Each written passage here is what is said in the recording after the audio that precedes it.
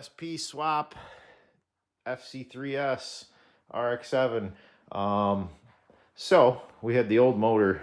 I pulled it out because we had the NA transmission in the car, which I'm going to the Turbo 2 transmission, so that flywheel had to go out because it was slipping. Well, it was originally 4-port BridgePort. The rear iron got cracked when it got installed in the car, so that's over there. We pulled that out and put a 6-port in, which was not really my intention to begin with anyways. This was just some junkyard motor, whatever, unknown mileage. I know it was over 150,000 miles. So, well, I had somebody that needed a NA flywheel, so a lightweight flywheel. So that's going to them, and pulled the engine out of the drift car, the half BridgePort 6-port engine, and for now, since it's completely overbuilt for NA, it is going to go in the FC. And we did some modifications. I took the front cover, cut the water pump housing off of it, trimmed it all up nice, welded a bung for the turbo oil drain, and welded on the bracket off the top of the water pump over where the AC used to be to mount this alternator on the side. Made a little bracket on the top. So we got our side mount alternator. Oil metering pump is gone off the cover, so I didn't run it on the last motor. Whatever, it was fine. And set this manifold on here to see if I could put a 9180 Borg-Warner on this, and it'll fit fine. So we're good there. And then we did some modifications to another intake manifold. So the VD, that is no longer needed, so it is wide open and welded shut now. SSV valve. This I'm going to space out 1 inch and get the actual actuator on there. Excuse me. But this intake manifold's all trimmed out and all that good stuff now. And so now we'll have the electric water pump. Modified the throttle body a little bit, just cleaned it up, as you can see. Projects I was working on over the winter and whatnot. So the next thing we're going to be doing is, this was kind of a little out of the blue and I was messing around.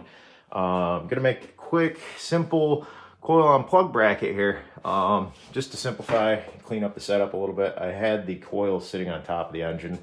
There's plenty of room over here, so got the standoff. Just going to make them a little mount off of these for that. Found some boots that fit the RX8 coils perfect, so I am going to get this all welded up real quick and see how it comes out. All right, I tacked it all up. Nothing fancy, real simple. I gotta finish welding it all together, but I mean, you get the gist of it. It isn't going anywhere. Very simple, easy. Cost me like $3 in metal and nuts, and there it is. So I'm gonna get this off, finish welding it up, and see where we're at. Coil bracket's all done, right there. Anyways, we're gonna try and get this thing in the car today. There's the Turbo 2 transmission. I got to swap this mount out because my car was originally automatic, so I got swap mounts in it. The other big thing that I did is I took the RX8 crank position sensor off, which is just a regular mag sensor, and used a full function engineering Hall effect sensor here, which focus mounted up fine. Just had to re-drill another hole. I've got it set for a couple different ones. There's your regular RX8 there, and then there's the one for a little bit farther back, and then this one's drilled and tapped for the Hall effect sensor. Just shimmed out a little bit, no big deal. We got our air gap like we should. I like mag sensors, or not mag sensors, the Hall effect sensor is a lot better than the mag sensor anyways, so that was a big one. So I gotta get this alternator off because this is RX8 alternator. Get the FD alternator back on it, and hopefully the rain will hold off. It's not looking the greatest outside, and we can at least get this dumped in the car with the transmission, drive shaft in, starter, all that good stuff. That way I don't have to get underneath it again. And I got to get this intake manifold finished. I have the old manifold for that, but like I said, I didn't really get that far into it, but the VDI, you don't use them with the turbo setup. So I basically cut the whole thing off, cleaned it up a lot, and welded this all up, and then ported it up. A lot of the bigger gains of the RX8 is porting that upper intake manifold. So that, and once I build a new manifold, I will use the 5th and 6th ports again. Right now they're just going to be open, which then in turn I might as well just keep the SSV open. It's going to lope like a regular BridgePort for the time being. I'm really not going to lose much bottom end because the turbo comes on really fast in this thing. So it's not the end of the world. But I would like to get all that working again for the bigger turbo, per se. That way I don't lose any bottom end. But we'll see how this goes. I did a little conjiggering with the injectors. I've got the 600 cc's in the primaries now, and then 4 1000s. I'm only running at a 93, so I should be fine for like around 15 pounds of boost, maybe a little bit more. These injectors are going to go bye-bye anyways. They're just in there for now. That way I can do a little bit for the time being, and then I got to kajigger a whole bunch of this stuff for the electric water pump mount and stuff. I'm probably just going to do some silicone couplers and some aluminum pipe, because I'm going to have to weld another bung for the thermostatic controller for the water pump in the aluminum pipe, because this only gives me one coolant temp sensor, and that one is going to the ECU, because that, and like I said, the gauge cluster doesn't work for temp on the RX8. They don't have a provision. I gotta clean this up. They don't have a provision for the coolant temperature sensor. So it's just getting the oil pressure sensor. I mean, I could probably pull this and tap it, but I'm not gonna mess with that right now because it is what it is. I mean, I get all the data from the ECU anyways with this, so it's not the end of the world. And I'm going to be switching this over to a digital dash anyway, so it doesn't matter, because my fuel gauge is a little weird. So there's that too. But let me see if we can get this thing dropped in there. Let me get up to the car, and we'll get back to it. All right, well, we got the thing in. Didn't get much filming. Well, didn't get any filming of it, but it's in. I got to do a little bit of wiring. I got to extend some wires for the coolant temp. I might have to move my battery around a little bit, because we're a little closer there than we were before. The coil unplugs should fit awesome. I might have to loosen this oil line and tip it up just a little bit. It is tight. A little unexpected there. Auto parts store screwed me, gave me the wrong clutch sleeve, so that's the old NA one, so I actually have to run down to the parts store and go get the sleeve for this.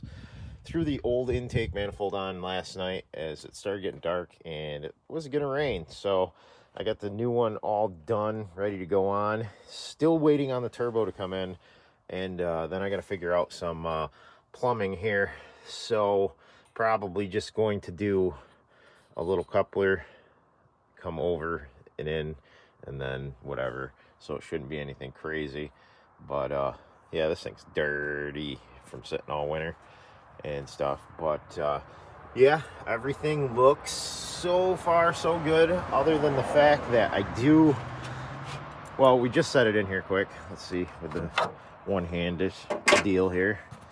I do have to shift the motor over just a pinch, but I mean, for the fact that it's in now, and it was an unexpected thing. This guy needed my flywheel, so this turned into getting this project done way ahead of time and stuff like that. And now it's got a BridgePort like it was originally supposed to be in it.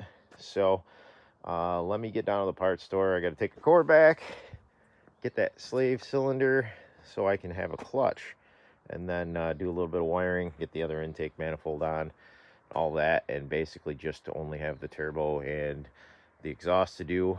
With the Borg-Warner, I got to take that V-band off of this and put my 3.5 or 4 inch, whatever it is, Marmon flange on it, and we should be good there. So yeah, that's where we are right now. All right, it's a new day. Still waiting on some parts, but the turbo came in. But got a lot of this done. Doing all aluminum piping. Right now this is all temporary because I'm waiting on a bunch of aluminum piping, but I had a whole slew of silicone hoses downstairs. So as you can see, it's nice and colorful in here now. I got multiple colors, almost a rainbow here. So that's the old turbo. We'll get, I'll just set the new one on there to show size differences and stuff. Got everything wired up, coils on plugs, beautiful. Ran the harness over, grounded back there, and stuff like that. So nothing crazy. I still got to shift the motor over. As you can see, that is not going to fit right now. I got to come back like a half an inch. So I got to loosen up the tranny mounts and stuff and shift this over and tilt it just a pinch this way. And we'll be golden there. So I got to get this turbo on. I still got to make a screamer pipe off the wastegate. And then with the new turbo, I also have to put the Marmon flange on the down pipe and stuff. So yeah, that's where we're at. Let me grab this turbo, set it on here, and show you the difference, what we got going on here. So here we are. There's the old one. There's the new one. It's slightly bigger in more ways than one. Exhaust flow being the biggest, so I can run the RPM. That would fall off real early, like 7,500. This should not. So let me get to work. I gotta jigger a little bit with this water pump. I don't like how it's sitting there right now. Like I said, I'm going to be doing aluminum pipe over, probably putting a water pump right here with a straight shot flow, and then this is going to come off of here across and then over. But waiting on those pipes, like everything. So there we are.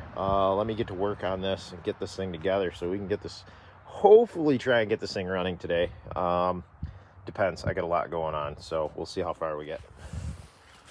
Well, we ran into a little weather here, so we didn't get done because we're missing 2 parts. So here we are. I'm not going to drag this video on. We'll get it running in the next one. I got to change some ECU settings and stuff. This is already getting kind of long, but I'll show you where we ended up and kind of where we're at the second. As I hold this and put the hood prop up. So we're 100% on everything here. So missing a coupler, 3" to 2.5", which is awesome. And then when I was lining this down pipe up, this clamp, I started tightening it and I went to loosen it and it decided that it was going to mar the threads up. So I've got to cut that off now and get another one. And then, like I said, still waiting on the aluminum pipes. This one, I've got a hole. I got a TIG weld in, but I'll do that quick because it's probably going to be 2 weeks before I get my order stuff. And one misfortunate event I found out because I cycled the key on and turned the power steering on. So when I went to move this around, it's a lot easier to drive. I got a bad O-ring on that primary injector down there. Sprayed fucking fuel all over the place. So I got to pull that up and change the O-ring on it. So, I mean, for the most part, it's pretty much done. Just a few little things. So I'll get those done and yeah. So yeah, like I said, I'll get those done and we'll get this running in the next video. Take it out for some test runs, do a little tuning, a little more action.